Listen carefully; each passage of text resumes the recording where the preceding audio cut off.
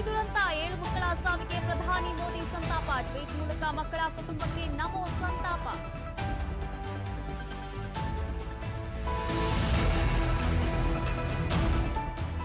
ಕೃಷ್ಣಾ ನದಿ ನೀರಿಗಾಗಿ ಮಹಾರಾಷ್ಟ್ರ ಮತ್ತೆ ಖ್ಯಾತಿಯ ರಾಜ್ಯಕ್ಕೆ ಹರಿದು ಬರ್ತಿದ್ದ ನೀರಿಗೆ ಮಹಾ ತಡೆ. ರಾಜಾಪುರ ಬ್ಯಾರೇಜ್ನಲ್ಲಿ ನೀರಿಗಾಗಿ ತಡೆ.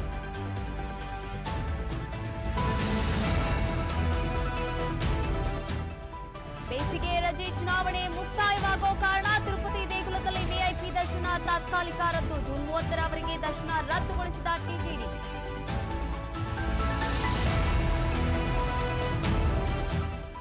ಕರ್ನಾಟಕ ಬಿಹಾರ ಆಗ್ತಿದೆ ಎಂದ ವಿಜಯೇಂದ್ರ. ಗುಜರಾತ್ ಸಿಎಂ ಗೃಹ ಸಚಿವರು ರಾಜೀನಾಮೆಯನ್ನ ಕೊಡಲಿ. ಬಿವೈವಿ ಹೇಳಿಕೆಗೆ ಪರಮೇಶ್ವರ್ ತಿರುಗೇಟು.